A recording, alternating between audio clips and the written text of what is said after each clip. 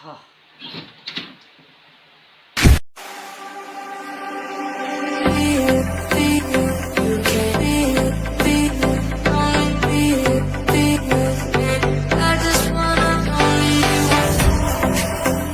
अस्सलामुअलैकुम, कैसे हैं आप लोग? ठीक ठाक हैं। आज का टॉपिक जो मैंने चुना है वो टर्की एक्सपेंसेस का है, क्योंकि बहुत सारी क्यूरीज और सवाल थे इस हवाले से कि भाई आजकल टर्की आएंगे तो क्या एक्सपेंसेस होते हैं घर के, और यहाँ रहने के लिविंग एक्सपेंस क्या है।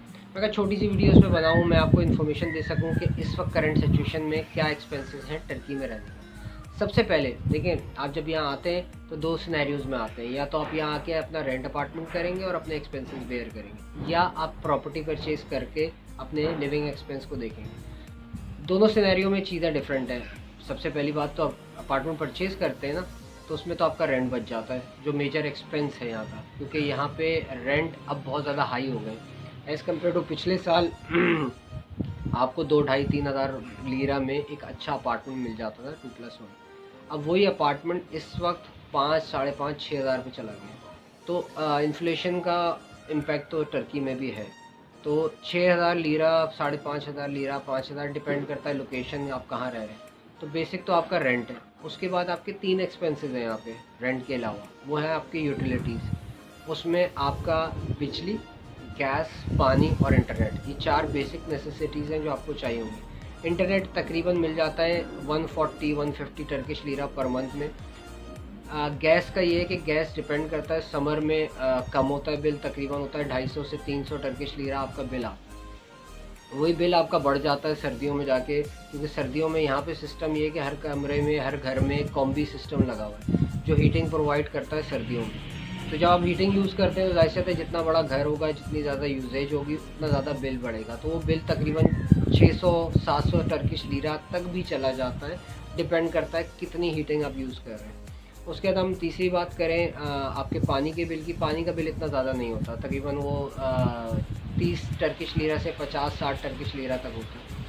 इसके साथ एक छोटा सा एक्सपेंस भी है, डिपेंड करता है आप कहाँ रह रहे हैं। अगर आप कंपाउंड बिल्डिंग में रह रहे हैं, कंपाउंड बिल्डिंग और नॉर्मल बिल्डिंग में फ़र्क ये है कि कंपाउंड के अंदर फैसिलिटीज़ होती हैं, मुख्तलिफ स्विमिंग पूल होता है, जिम होता है, और बिल्डिंग मेंटेनेंस की बहुत सारी फैसिलिटीज़ होती हैं। इसमें कार पार्किंग वगैरह आ गई, तो उसमें इनका एक आयदियात कहते हैं इसको, यानी कि बिल्डिंग मेंटेनेंस फ़ीस होती है, वो मुख्तलिफ होती है, 300 से 500 तक वो जाती है। और अगर आप नॉर्मल किसी घर अपार्टमेंट में रह रहे हैं जो कंपाउंड में नहीं है, तो उसकी 30 टर्किश लीरा, 40 टर्किश लीरा या 50 टर्किश लीरा होती है, जो सफाई और मेंटेनेंस के लिए चार्ज की जाती है।